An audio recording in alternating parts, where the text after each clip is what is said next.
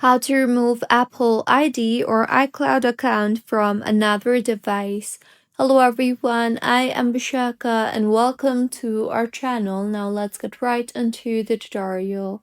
Firstly, go ahead and launch the settings application on your device, and now tap on your name on top of your screen, and then in the interface that you will be led to, scroll down and you will be able to view all the devices that is connected with your Apple ID.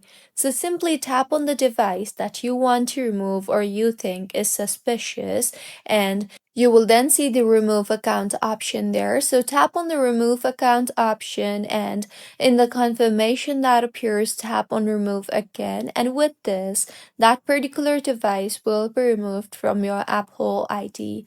So this is how you can remove Apple ID or iCloud account from another device. If you find this tutorial helpful, please like the video and do comment if you have any queries.